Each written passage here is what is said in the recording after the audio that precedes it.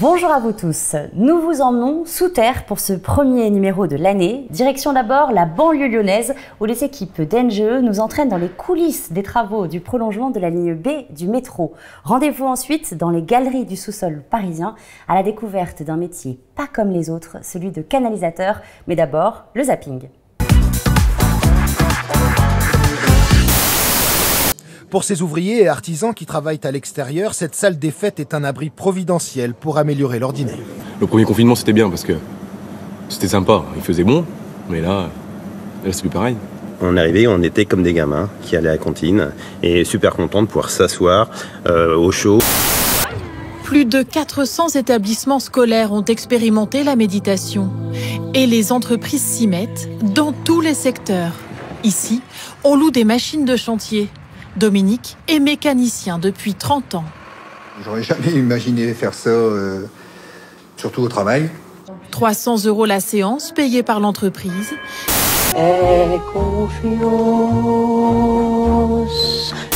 Des chercheurs européens ont développé et testent actuellement un robot à câble conçu pour faciliter l'installation et la réparation d'éléments lourds sur les façades de bâtiments en construction. Peut-on en déduire que les hommes seront moins nombreux sur les chantiers à l'avenir? Vu comme il est conçu, notre robot ne remplacera pas les hommes. Il leur permettra simplement de travailler dans des conditions de plus grande sécurité et avec des normes de qualité plus élevées. Selon la fédération, 50 000 postes seraient menacés l'an prochain. La raison ? Des collectivités locales au ralenti pendant la crise qui tardent à octroyer des permis de construire. Et une baisse des constructions, notamment à cause des conditions d'emprunt qui se sont durcies ces derniers mois. Depuis le 1er septembre, le port du masque est obligatoire en entreprise. Le fait de s'y soustraire constitue une faute. Un salarié est rappelé à l'ordre à plusieurs reprises. Là, oui, on peut se dire que la faute est répétée, donc cela peut justifier un licenciement. C'est ce qui est arrivé à un plaquiste bordelais, licencié fin octobre pour faute grave. Ils nous ont confinés, puis déconfinés, puis reconfinés, qu'on redoutait d'être in fine déconfinés. Dans 2 ans, le prolongement de la ligne B du métro lyonnais sera inauguré. D'ici là, les entreprises de travaux sont à pied d'œuvre pour respecter les délais. Nous avons rencontré les équipes d'NGE sur le chantier de la station Saint-Genis-Laval, Hôpitaux Sud.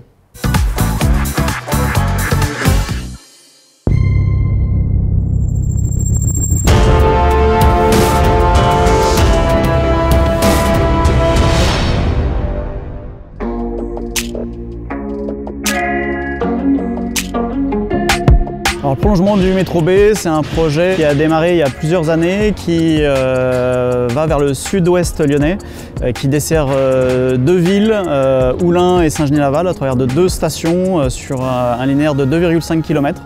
Alors, nous sommes ici sur la station Saint-Genis-Laval, Hôpitaux Sud. La station Saint-Genis-Laval est une station qui fait 77 mètres de long, 25 mètres de large et construite en sous-sol à moins 25 mètres de la surface. C'est une station composée donc de parois moulées et excavées et construite depuis le fond de la station vers la surface. Pour ce chantier, NGE a fait appel à 3 de ses filiales. NGE Fondation, Guintoli et NGE Génie Civil Grands Travaux. Un marché de 18 millions d'euros pour une station pas comme les autres.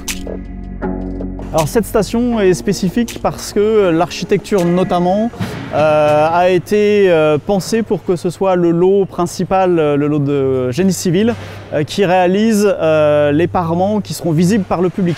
Donc toutes les zones publiques vont être traitées avec des revêtements en béton, avec une teinte particulière. Et aujourd'hui, en fait, l'architecture même de la station est pilotée par le groupement d'entreprises de génie civil, ce qui n'est pas une habitude généralement dans ce genre d'opération. La volonté de l'architecte était d'avoir une trame rectangulaire qui soit répétée univoquée jusqu'à l'extérieur au niveau des vitraux. C'est une répétition de trames rectangulaires qui font 3,55 m de large par 2,60 m de haut. Les panneaux rectangulaires seront à terme habillés par un habillage de disques, mais qui ne seront pas jointoyés entre eux, qui laisseront apparaître en transparence le béton brut. Et donc toute l'astuce du montage des outils et des habillages est d'essayer de mettre toutes les marques qui sont obligées, c'est-à-dire les marques de trous de tige, des trous de vis, des choses comme ça, derrière les disques pour qu'à terme on n'ait aucune marque visible à l'œil nu.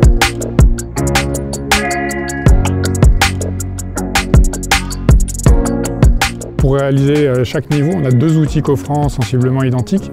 Ça représente des plots de 7 mètres de large par sensiblement 7 mètres de haut, entre 30 et 40 mètres cubes suivant la configuration.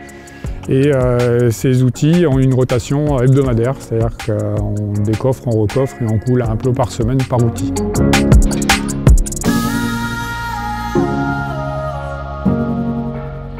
Alors on a travaillé d'abord avec notre service méthode pour calpiner les outils et trouver le bon type d'outil pour répondre à la volonté architecturale.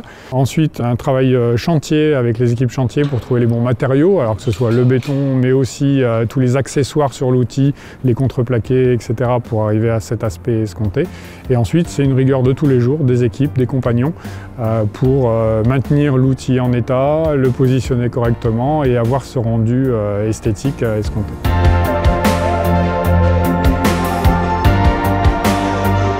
Le travail de tous les jours est quand même relativement remarquable sur le soin que chaque compagnon apporte à la qualité. Et moi, je suis fier de ce qu'ils produisent, mais je pense qu'eux sont d'autant plus fiers de ce qu'ils produisent eux et de l'aspect qu'on arrive à obtenir à chaque décoffrage. La mise en service de la gare est prévue pour 2023. Elle accueillera 25 000 voyageurs par jour. Canalisateur, un métier méconnu et pourtant indispensable. Rencontre avec Cyril, il nous parle de son quotidien.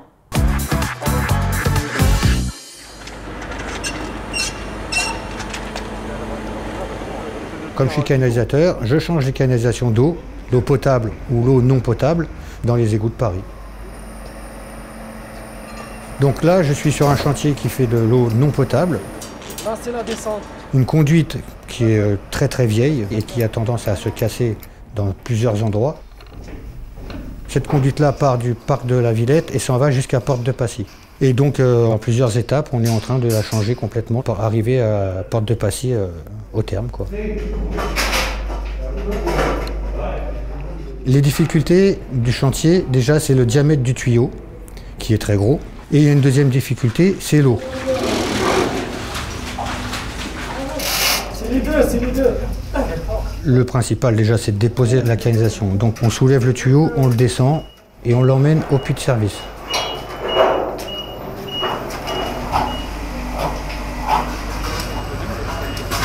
Là, on les charge dans le camion. Et pendant que le camion s'en va, on a un autre camion qui vient pour prendre les massifs.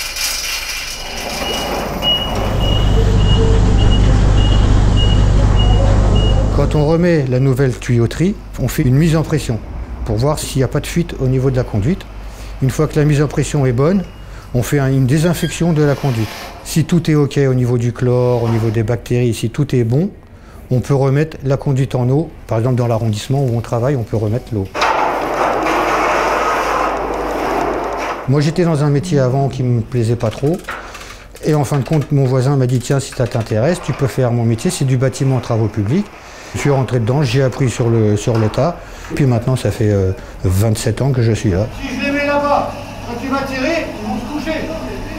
Oui, mais il ne peut pas passer puisque j'ai un massif là. Alors, au niveau de la formation, c'est obligatoire d'avoir un CATEC. Et le CATEC, vous pouvez le passer dans des centres de formation, style le SCAF, style Sodex. Rien que le fait de descendre dans le tampon d'accès, on peut tomber, on peut glisser, on peut se faire mal. Vous avez des endroits où la tuyauterie est tellement vieille qu'elle pourrait se casser la figure, même si vous n'y touchez pas. Vous avez les risques de gaz inodore, vous pouvez attraper des microbes. Donc c'est vraiment un métier dangereux et très difficile, quoi. Ça m'est déjà arrivé qu'on nous appelle en urgence parce qu'une canalisation était cassée. D'un seul coup, les gens en pleine panique, ils n'avaient plus d'eau, comment on va faire, on ne peut plus se laver, on ne peut plus aller aux toilettes. C'est l'utilité de ce métier-là. Chaque rue, normalement, a sa canalisation. Le nom des rues, c'est marqué, les numéros des bâtiments sont marqués. Vous pouvez vous balader dans les égouts, à part les endroits stratégiques, hein, bien sûr, Matignon, tout ça, c'est muré, c'est grillagé, c'est tout ça. Mais sinon, vous descendez là, rue Douai, vous vous retrouvez n'importe où, dans Paris. C'est la fin de cette émission. Nous, on se retrouve le mois prochain. Et d'ici là, très bon chantier à vous tous.